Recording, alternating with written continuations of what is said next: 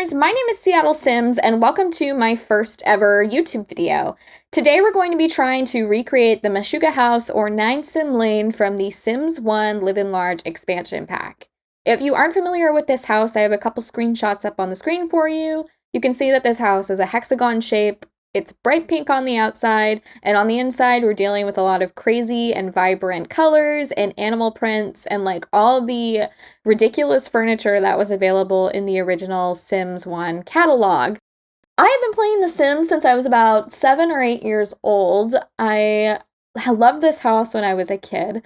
I really loved it because it was a hexagon shape, which is not something I had seen before in my life. I love that it was bright pink on the outside because pink is one of my favorite colors. And on the inside, as I said before, we're dealing with lots of vibrant colors and animal prints and all the crazy furniture that was available in the Sims 1 build catalog. So, I mean, what child wouldn't be attracted to that? As an adult, this is still one of my favorite builds across maybe the entire Sims franchise, I think, because it really captures everything that The Sims should be about, which is being able to create your wildest dreams in your Sims, in your Sims builds, and in your Sims gameplay. So as you can see, I've just laid the foundation of the house. All the rooms are more or less equal in size, and now I'm just trying to figure out what carpets and wallpapers are most similar to what was available in the original Sims 1 build. I went into this build thinking that The Sims 4 had a lot more of the Sims 1 catalog stuff than it actually did. I don't know why I thought that, but yeah, just going through, I was having a really hard time like trying to find things that matched.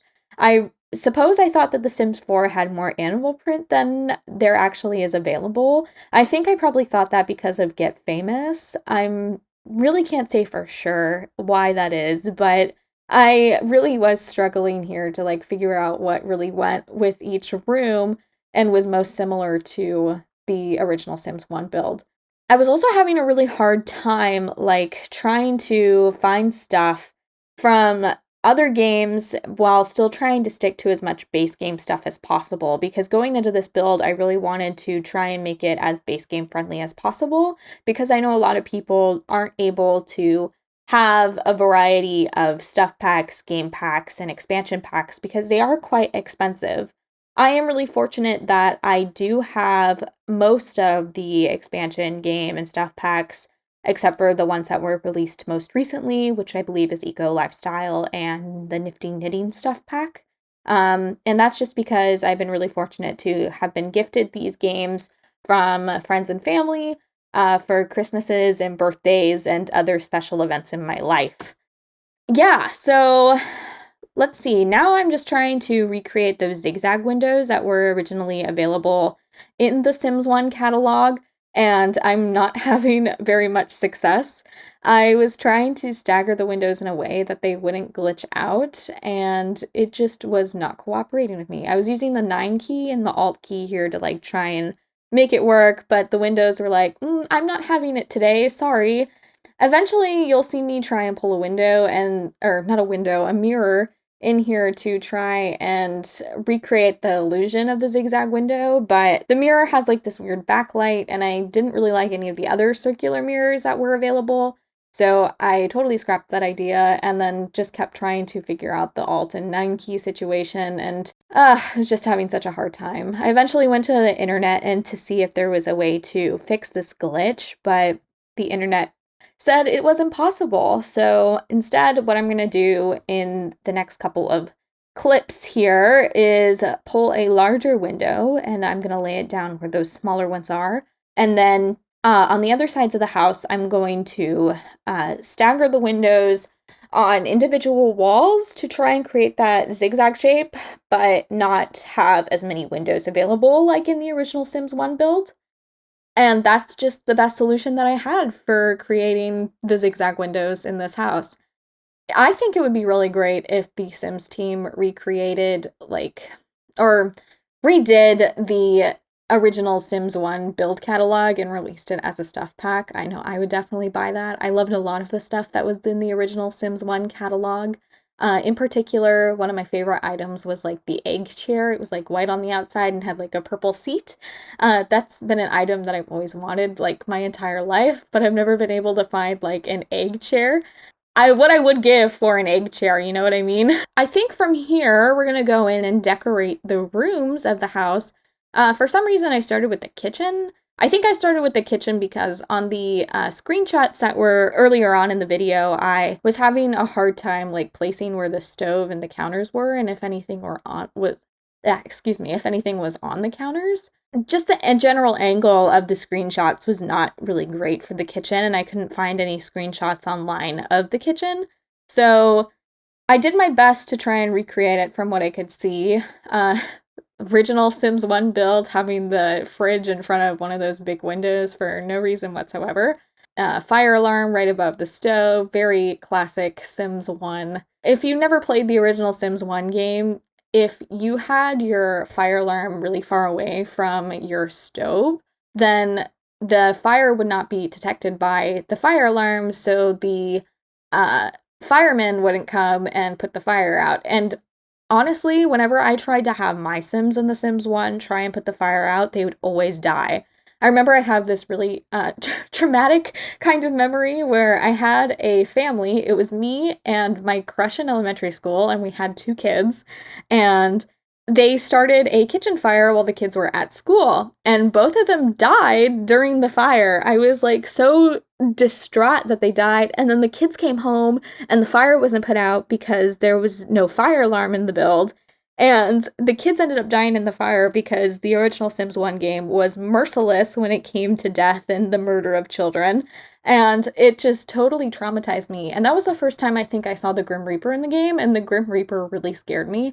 So I ended up like turning the game off, and I went crying to my mom and was like, my Sims died and the Grim Reaper came and he was really scary. And then my mom was like, okay, you're not gonna play The Sims for a little bit. So I stopped playing The Sims, and by the time I started playing it again, I think The Sims 2 had come out, and I was playing The Sims 2, and felt much better. I was a little bit older, so I felt a little bit better when my Sims died and the Grim Reaper came. And also, the Grim Reaper in The Sims 2 seemed a lot more friendlier than the Sims 1 Grim Reaper. Okay, so now we're laying down the living room.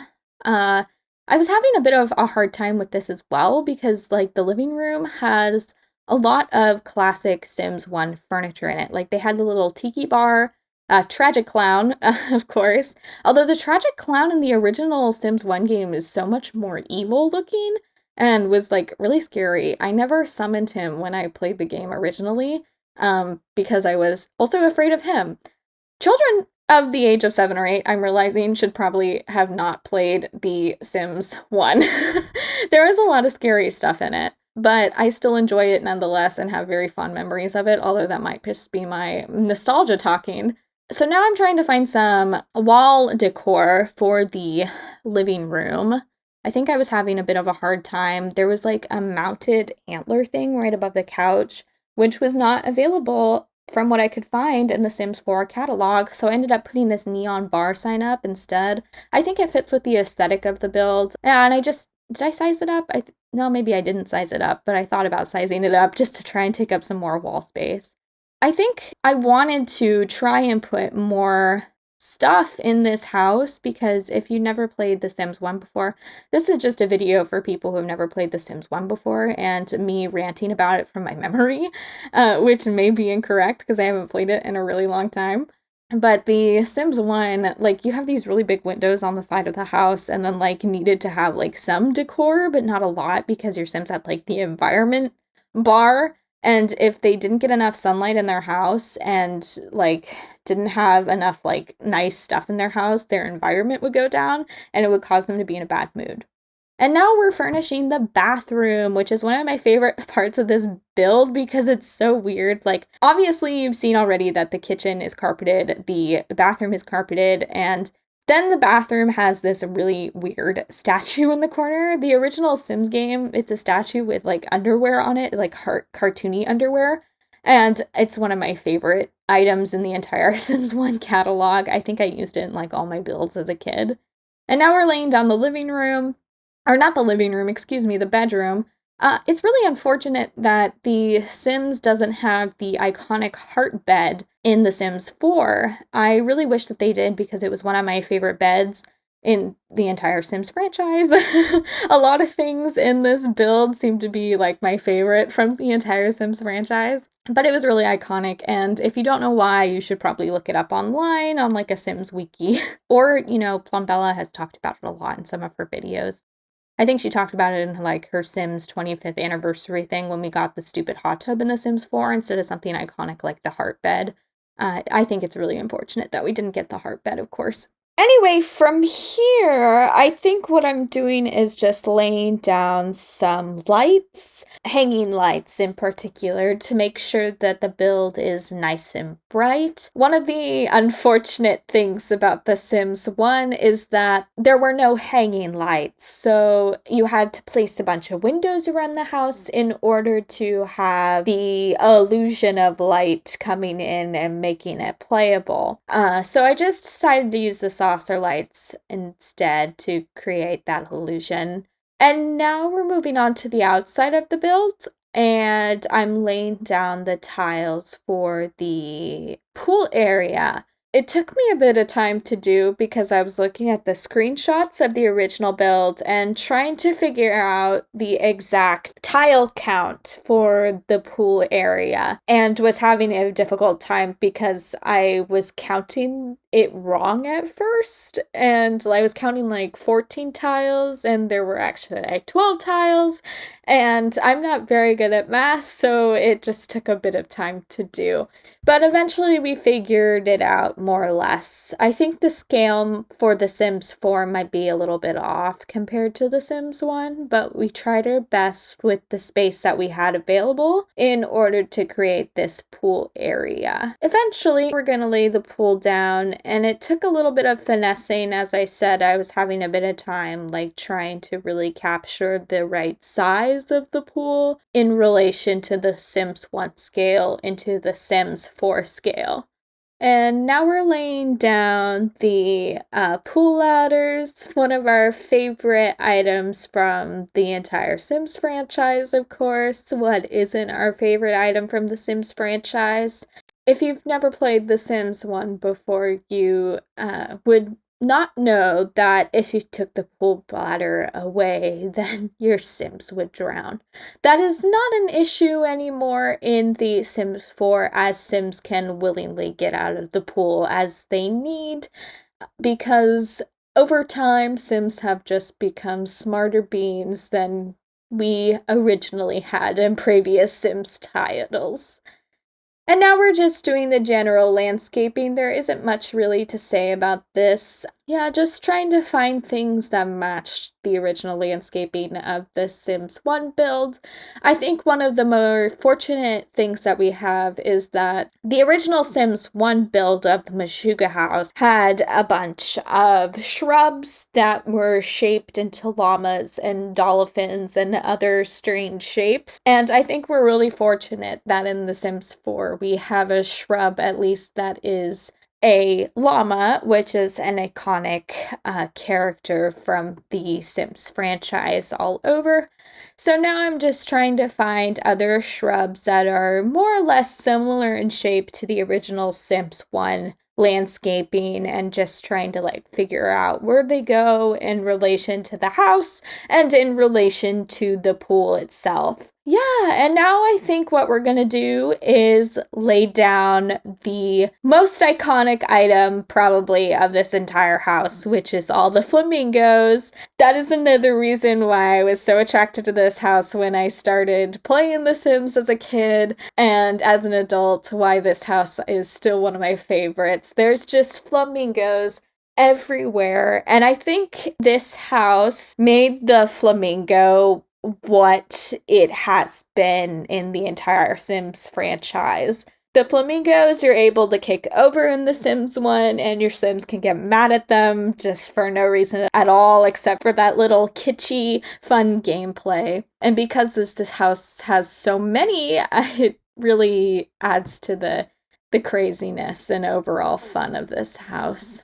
So we're reaching the end of the build. I'm going to do the roof last. I saved the roof for last because this was the hardest part, I think, of the build. In The Sims 1, if I remember correctly, there was an auto roof feature. So when you finish building the shape of your house, you just click auto roof and the game would automatically configure the roof for you. And because The Sims 1 was basically all rectangles and squares, the house, the Mashuga house, the house had like this weird rectangular shape to the house, or the roof to the house. And so that's what I'm trying to figure out by pulling out all these hip to roof pieces and stretching them out, layering them on top of each other to create that general rectangular shape.